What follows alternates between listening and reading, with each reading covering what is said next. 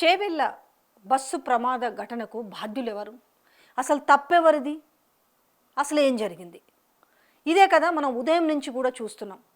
కానీ ఒక్కటి చెప్పాలంటే ఇలాంటి వార్తలు చెప్పాల్సి రావడం అనేది చాలా బాధాకరమైన విషయం. ఇష్యూ జరిగిన 2 రోజుల తర్వాత ప్రజలు మామూలుగా మర్చిపోతారు కానీ ఆ కుటుంబ సభ్యుల పుట్టెడు దుఃఖాన్ని మాత్రం ఎవ్వరూ తీర్చలేరు. ఇప్పుడు మొన్న జరిగిన కర్నూలు బస్సు ప్రమాద ఘటన కావచ్చు, లేదంటే శ్రీకాకుళంలో గుళ్ళో జరిగిన ఘటన కావచ్చు, ఈరోజు చేవెళ్ళ బస్సు ప్రమాద ఘటన కావచ్చు, ఒక్కొక్కరిని కదిలిస్తే ఒక్కొక్క కుటుంబానిది ఒక్కొక్క కన్నీటి వెద ఉంటుంది. మొన్న అక్కడ చూసినాం, ఎక్కడ శ్రీకాకుళంలో చూసినాము, కర్నూలు దగ్గర చూసినాం, ఇప్పుడు చేవెళ్ళ. వాళ్ళ రోదనలు చూస్తుంటే నిజంగా ఎంత ఘోరమైన పరిస్థితి అంటే అది ఇంకా అసలు చెప్పడానికి కూడా అలవి కాని అంత ఘోరం.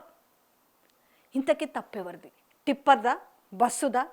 లేకపోతే అక్కడ రోడ్డుని వేయించని ప్రభుత్వ పెద్దలదా? ఎవరి మీదకి వేద్దాం నెపం?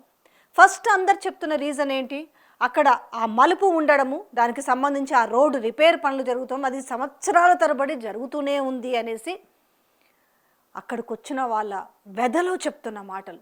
నిజంగా వీళ్ళే సక్కంగా ఉంటే ఇవాళ ఈ ప్రమాదం జరిగి ఉండేది కాదు అనేసి వాళ్ళ కడుపులోని ఆవేదన అంతా వెళ్ళగక్కుతూ చెప్తున్నారు. నిజంగానే ఈరోజు ఇది ప్రభుత్వ హత్యగానే భావించాలా? ఎందుకు దాని మీద అంత అశ్రద్ధ ఎందుకు వహిస్తున్నారు? ఆ రోడ్ ఎక్స్టెన్షన్లో మర్రి చెట్లు ఉన్నాయి, ఆ మర్రి చెట్ల గురించి ఎన్జిటికి వెళ్ళారు. సో అది మొన్న మధ్యన క్లియరెన్స్ వచ్చింది. వచ్చిన తర్వాత కూడా ఈ ప్రభుత్వం అశ్రద్ధ వహించింది. కానీ ఒక్కటి ఏంటంటే, సరే ఈరోజు పోయిన ప్రాణాలను తిరిగి తీసుకురాలేరు, కానీ కనీసం ఇలాంటి ఘటనలు ఒక గుణపాఠంగా నేర్చుకుంటే ప్రభుత్వాలు కొంచెమన్నా ఒక మనిషి విలువకు ప్రాణం ఇచ్చిన వాళ్ళు అవుతారు. ఎందుకంటే ఇట్లాంటి బస్సులలో ప్రయాణం చేసే వాళ్ళందరూ కూడా ధనవంతులు ఎవరు చేయరు కదా, ఏ మినిస్టర్ల పిల్లలు చేయరు కదా, ఏ ఎమ్మెల్యేల పిల్లలు ట్రావెల్ చేయరు కదా. సో ట్రావెల్ చేసే వాళ్ళంతా కూడా middle class and below middle class ప్రజలు ఎక్కువ ఉంటారు. ఇక అబోవ్ మిడిల్ క్లాస్కి వచ్చేసరికి వాళ్ళకి ఏదో ఒక వాహనం అయితే ఉంటుంది, కారో బండో, రకరకాల మార్గాల ద్వారా వెళ్తుంటారు. కానీ ఇక్కడ బలైందంతా ఎవరు? వాళ్ళ ఘటనలో వాళ్ళ బాధలు చూడండి ఒకసారి. ఒక ఇంట్లో 3 అమ్మాయిలు, ఒక అమ్మాయి డిగ్రీ 3rd ఇయర్ చదువుతుంది, ఒక అమ్మాయి డిగ్రీ 1st ఇయర్ చదువుతుంది, ఒక అమ్మాయి BBA చేస్తుంది. సో సొంతూరికి పెళ్ళికని వెళ్ళి మళ్ళీ తర్వాత వాళ్ళ యాజ్ యూజువల్గా డైలీ చదువుకోవడం కోసము మళ్ళీ వాళ్ళు హైదరాబాద్కు వస్తున్న నేపథ్యంలో ఇంత ఘటన జరిగింది. చూస్తారు కదా దాంట్లో ఆ అమ్మాయిల ఫోటోలకు సంబంధించి, ఆ ఫంక్షన్కి వెళ్ళిన ఫోటోలకు సంబంధించి. ఇట్లా చెప్తుంటే ఎన్ని గాథలని చెప్పాలి. ఇంకొకరైతే 3-4 ఏళ్ళ పసికందు హాస్పిటల్లో చూయించడానికి తీసుకెళ్తున్నారు. మామూలుగా జనరల్గా ఇప్పుడు చేవెళ్ళ నుంచి, వికారాబాద్ నుంచి హైదరాబాద్కి అప్ అండ్ డౌన్ చేసే వాళ్ళ సంఖ్య చాలామంది ఉంటుంది. తర్వాత ఏది హౌస్ కీపింగ్లో పనిచేసే వాళ్ళు కావచ్చు, లేదంటే డైలీ లేబర్ కావచ్చు, వాచ్మెన్గా పనిచేసే వాళ్ళు కావచ్చు, చదువుకునే విద్యార్థులు కావచ్చు, ఇలా రకరకాల ప్రొఫెషన్స్లో ఉన్న వాళ్ళది చిన్నదా మామూలుదా డైలీ ట్రావెల్ చేసే వాళ్ళ సంఖ్య ఎక్కువ ఉంటుంది. ఇక్కడ ఇంకో దౌర్భాగ్యం ఏంటంటే, ఈ ఉచిత బస్సు ఎప్పుడైతే పెట్టిరో మహిళలకి, ఆ పెట్టడం ఓకే మంచి ఉద్దేశంతో పెట్టిరు అనేది కూడా మళ్ళీ మాట్లాడుకుందాం. కాకపోతే ఆ బస్సులు పెట్టినప్పుడు దాంతో పాటుగా బస్సుల సంఖ్యను కూడా పెంచుంటే మనం చాలా సందర్భాలు చూసినాం కదా, మహిళలు ఏ రకంగా జుట్లు పట్టుకొని కొట్టుకురు అనేది. నిజంగానే మహిళల పైన ఈ ప్రభుత్వానికి చిత్తశుద్ధి ఉంటే దాంతో పాటుగా బస్ సర్వీసెస్ను కూడా పెంచి ఉంటే నిజంగా ఇలాంటి ప్రమాదాలు కొంతలో కొంత తగ్గేవని చెప్పొచ్చు. ఎందుకంటే ఈరోజు బస్సు కెపాసిటీకి మించి ఆక్యుపెన్సీ ఉండడం అనేది, అంటే ఒక 40-42 మంది ఉండాల్సిన బస్సులో ఆల్మోస్ట్ 70 మెంబర్స్ వరకు ఉన్నారంటే అదే 42 మందో 40 మందో ఉండుంటే ఏమయ్యేది? ఈరోజు ఆ తీవ్రత తగ్గేది కదా, మరణాల సంఖ్య తక్కువగా ఉండేది కదా. బస్సు ఆక్యుపెన్సీ ఎక్కువగా ఉండడం, దాంట్లో కూడా అత్యధికంగా మహిళలే ఉండడం. ఇంతకుముందు వేరే రవాణా మార్గాలను, అంటే వేరే దాన్ని ఎత్తుకునే వాళ్ళు, ఆటోలకు పోయేవాళ్ళు, లేకపోతే వివిధ దాంట్లో పోయేవాళ్ళు. ఎప్పుడైతే ఫ్రీ బస్ అని పెట్టిరో, అరే ఫ్రీ కదా మనం ఎందుకు వేరే దాంట్లో పెట్టుకుంటే పైసలు పెట్టుకొని పోవాలి కదా, అదేదో ఉచితంగానే పోవచ్చు కదా. అందులో వాళ్ళు ప్రయాణం చేసిన వాళ్ళని కూడా తప్పు పట్టలేము, పోనీ ఉచిత బస్సు ఇచ్చిన వాళ్ళు కూడా తప్పు పట్టలేము. కాకపోతే ఆ ఉచిత బస్సు ఇచ్చినప్పుడు ట్రావెల్ చేసే వాళ్ళ సంఖ్య పెరుగుతుంది కాబట్టి దాంతోపాటుగా బస్సుల సంఖ్య కూడా పెంచి ఉంటే సో అలాంటి చిత్తశుద్ధి ఉండదు. మనం ఏం చేసినా కూడా ఓట్ల కోసము నోట్ల కోసమే పనిచేయాలి తప్పితే నిజంగా చిత్తశుద్ధితో పనిచేసేది ఎక్కడ కనిపిస్తలేదనడానికి ఈరోజు జరిగిన బస్సు ప్రమాద సంఘటన కూడా ఇందుకు ఉదాహరణ. రెండోది, పటాన్ చెరువు నుంచి క్రషర్ మిషన్ నుంచి సో ఆ కంకర తీసుకొని వెళ్తున్నారు. జనరల్గా వాళ్ళు తీసుకునే పర్మిషన్ ఒకటి ఉంటుంది, ఓవర్లోడ్ ఎక్కువ ఉంటుంది. ఈరోజు ఓవర్లోడ్తో వెళ్తున్న కంకర మిషన్, దాని తర్వాత ప్రమాదకరమైన మూలమలుపు. సో బస్సు వస్తుంది, అక్కడి నుంచి బస్సు వస్తుంది హైదరాబాద్కి, ఇక్కడ నుంచి పటాన్ చెరువు నుంచి ఈ క్రషర్ నుంచి కంకర తీసుకొని వెళ్తుంది. ఇంకెక్కడుంది, డైరెక్ట్ పోయి బస్సు అన్న దీనికి వచ్చి ఉండాలి, ఇదన్నా పోయి దీనికి పోయి ఉండాలి. టోటల్గా అదే కంకర లేకపోయి ఉండుంటే ఈ తీవ్రత ఇంత స్థాయిలో ఉండేది కాదు. ఎందుకంటే ఇది మొత్తం కూడా కంకర మీద పడిన తర్వాత ఊపిరి మెసరక కంకర కింద పడి ప్రాణాలు కోల్పోయినరు. దేనికి ఉంది ఇక్కడ మానిటరింగు? అసలు నిజంగానే ఎన్ని గంటలకు పోవాలి, క్రషర్ నుంచి ఎంత లోడ్తో వెళ్ళాలి, నిజంగా దానికి వాళ్ళకి ఉంటే అవన్నీ కట్టేవి, అవన్నీ కట్టి ఉన్నాయా? ఇవన్నీ ఏమీ లేదు. ఈరోజు మాత్రం దీన్ని రాజకీయం చేయకండి అనేసి రవాణా మంత్రి పొన్నం ప్రభాకర్ మాట్లాడుతున్నారు. ఎవరు రాజకీయం చేయట్లేదండి, మీరే గుమ్మడికాయ దొంగ భుజాలు తరుముకున్నట్టు దీన్ని రాజకీయం చేయొద్దంటే రాజకీయం ఎవరు చేయట్లే. కానీ పోయిన ప్రాణాలు తీసుకొస్తారా? ఇంత ఎక్స్గ్రేషియా ఇచ్చేసి చేతులు దులిపేసుకున్నారు. 5 లక్షలు మేము, 2 లక్షలు ఆర్టీసీ నుంచి అని చెప్పి. కానీ వాళ్ళ ప్రాణం విలువ, వాళ్ళ కన్నీటికి విలువ, అంటే కన్నీటికి విలువ కట్టడం మీకు రాదులేదు. ఎందుకంటే కన్నీళ్ళను కూడా మీరు అపహాస్యం చేస్తారనుకోండి. ఇందులో తప్పెవరిదంటే ఆబ్వియస్లీగా ఇందులో ప్రభుత్వందే తప్పు.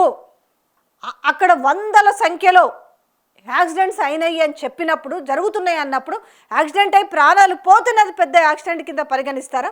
ఆ చిన్నది కాస్త ఏమైంది, ఈరోజు ఎంత పెద్దదైంది. ఇలా ఎంతమంది ఇళ్ళల్లో ఈరోజు మీరు ఆ మనశ్శాంతిని తీసుకున్నారు.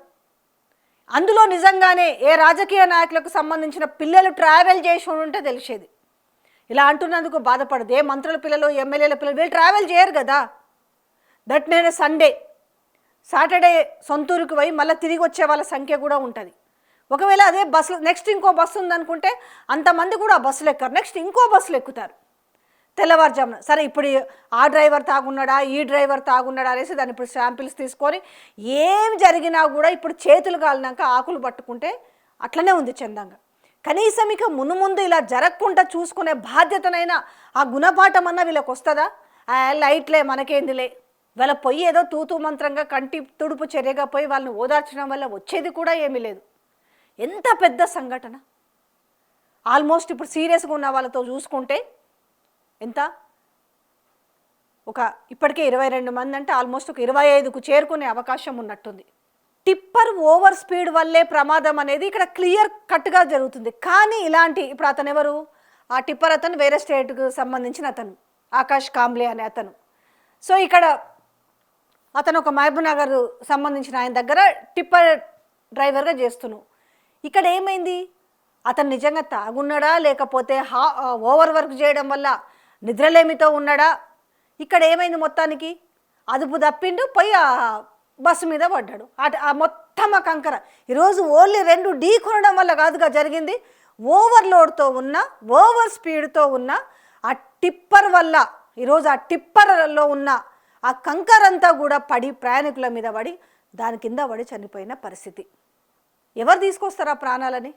వాళ్ళకు జీవిత కాలం పోలేని దుఃఖం అది. మనం ఒక రోజు చూస్తాము, 2 రోజులు చూస్తాము, మళ్ళీ కొత్త ఇన్సిడెంట్ జాగానే అయ్యో అనుకుంటాము. అందులో ఒక ఆవిడ చెప్తుంది, ఇలాంటి ఇన్సిడెంట్ జరుగుతుంటే అయ్యో అని బాధపడే వాళ్ళము, కానీ ఈరోజు మాకే ఇట్లాంటి పరిస్థితి వస్తుంది అనుకోలేదనేసి ఆమె గుండెలు బాదుకొని ఒక్కొక్కరు ఆ ఆర్తనాదాలను వింటుంటే అసలు అంటే ఎక్స్పెక్ట్ చేయని పరిణామం కదా. పొద్దున్నే బస్సు బయలుదేరింది, 7 గంటల ప్రాంతంలో ఐ థింక్ ఇన్సిడెంట్ జరిగింది. ఎవరు అనుకుంటారు కళ్ళ ముందు కనపడ్డోళ్ళు, కళ్ళ ముందు మాయమౌడు అంటే గద్దొచ్చి కోడి పిల్లల్ని ఎత్తుకపోతుంది కదా, అట్లనే ఉంది ఇలా పరిస్థితి.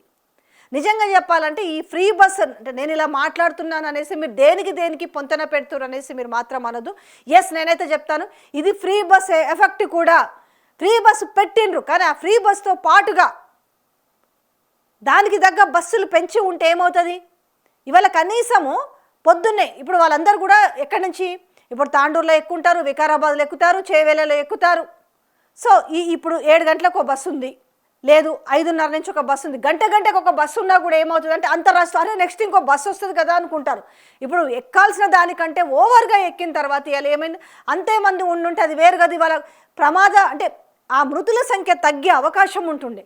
అమ్మో మళ్ళీ వెళ్ళిపోదాము, ఇప్పుడు హాస్పిటల్కి పోయి బిడ్డను చూపించుకునే వాళ్ళు అమ్మో ఈ టైంకి పోకపోతే మళ్ళీ అక్కడ రష్ ఎక్కువ ఉంటుంది, డాక్టర్ వెళ్ళిపోతారేమో అనేసి, లేదు కాలేజీలకు వెళ్ళే పిల్లలైతే అమ్మో లేటుగా పోతే మనకు క్లాస్ మిస్ అవుతుంది అనేసి, లేదు జాబులు చేసేవాళ్ళు చిన్న చితక జాబులు చేసేవాళ్ళే డైలీ ట్రావెల్ చేస్తారు, అమ్మో లేటు పోతే నాకు హాఫ్ డే లీవ్ అనవసరంగా నేను శాలరీ లాస్ అవుతాను, లీవ్ పడుతుంది, లేదు నేను మా బాస్తో నేను తిట్లు తినాలి, ఇట్లా అందరు తొందర ఉంటుంది కదా. ఉండడం వల్ల ఏమైంది, ఆ టైంకి ఉన్న బస్సులోనే అందరు ఎట్లయినా సరే, మనకు పల్లెలకు పోయే బస్సులు చూడండి, ఊర్లకు పోయే బస్సులు వేలాడుతూ పోతుంటారు, బస్సు అయితే ఒకవైపు ఇట్లా వంగి ఉంటుంది.